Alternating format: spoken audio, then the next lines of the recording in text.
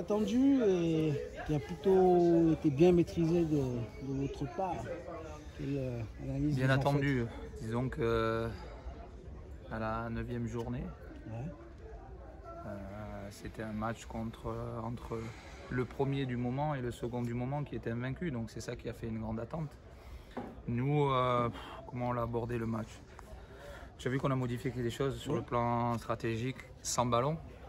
On avait vraiment étudié cette équipe. Toutes les équipes qui avaient joué à 4 avaient pris un but. Avaient pris un but, pas obligatoirement perdu, mais avaient pris un but. Parce que tu as vu aussi qu'aujourd'hui, pour moi la clé aujourd'hui c'était qui va avoir le ballon. Et à chaque fois qu'une équipe aura le ballon, elle mettra en difficulté l'autre. On l'a vu sur les 20 premières minutes, on a eu le ballon, on les a mis en grande difficulté, on score. Et ensuite, j'ai fait un peu le parallèle avec Tottenham-OM. J'avais bien aimé les commentaires de Lloris qui avait dit on avait tout à perdre quand on était à 0-0 et puis quand Marseille a marqué un but, c'est Marseille qui avait tout à perdre. Et tu as vu que tout d'un coup, à partir du moment où on a marqué, on a changé psychologiquement. Au lieu d'avancer, on s'est mis un peu à reculer.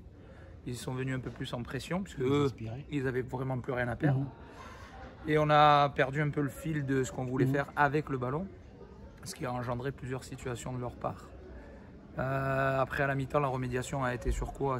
De dire, les gars, on est dans la cour de récré, on s'amuse. On n'est qu'à la 8e journée. Quoi qu'il en soit, ce match ne sera pas décisif. Donc, restez dans qui vous êtes et ce qu'on a fait depuis le début de la saison. On a essayé de le faire un peu mieux. On score, donc à 2-0, psychologiquement, c'est un peu plus confortable pour nous. Et après, les joueurs eux-mêmes ont eu l'envie de montrer que le duel aujourd'hui entre la meilleure attaque du groupe et la meilleure défense, c'est la défense qui allait l'emporter. On a basculé cette fois sur un 5-4 beaucoup plus bas. On a perdu 20 mètres.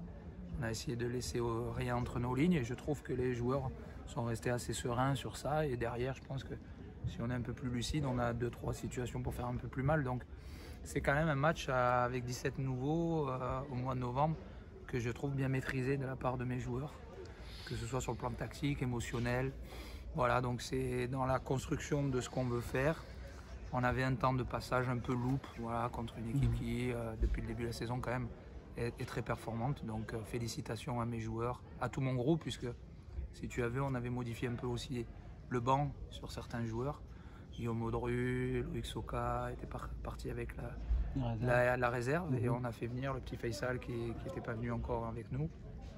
Et puis Souris Domboya qui a fait son retour, puisque l'objectif pour nous, entre le mois d'août et le mois où on a estimé qu'il fallait qu'on soit là, c'est-à-dire le mois de mars, l'objectif c'est de maintenir toujours tout le monde en éveil et de leur montrer qu'on leur donne la possibilité de s'exprimer. Et puis après, on fera le point sur les performances de chacun. Et comme on savait qu'on avait 15 jours derrière, c'était le moment aussi de redonner un peu de vie à certains. Et j'ai trouvé que dans l'état d'esprit, jusqu'à la fin, personne n'a lâché. Donc ça, c'est notre force depuis le début, l'état d'esprit, la cohésion. Et dans le jeu, contre une grosse équipe, je trouve c'était pas mal ce qu'on a fait par moment. Les performances individuelles, le petit homme Ménadier, depuis quelques temps, tu en parles souvent. Aujourd'hui, en première période, on sent quand même cette défense à 3 ou 5. Sur le côté droit, est-ce qu'il y a eu quelque chose tu as insisté dessus? Parce que les difficultés venaient souvent, enfin, ce mur est souvent passé sur ce côté droit. Qu'est-ce que tu as modifié? En fait, si tu veux, on avait demandé qu'on avance. Mais on avait surtout montré des exemples de lance du haut niveau, puisqu'il joue en 5-4-1 aussi par intermittence. On avait montré qu'il ne fallait surtout pas avancer avant que le ballon parte sur le temps de passe. Et quelquefois, il s'est fait un peu piéger, aspirer sur 1 mètre. Et derrière, c'était un peu le point fort à gauche. Donc, on a demandé que ce soit Guilla qui fasse l'effort. Et lui qui reste vraiment en contact et surtout qui couvre bien. Et je trouve qu'en deuxième mi-temps, il a muselé, quoi. Avec Julien, voilà, c'était un vrai échange à 3. Et soit ils étaient 3 sur le côté, et dans ces cas-là, il fallait que Guilla vienne nous aider, soit ils étaient que 2, et là, ils pouvaient sortir.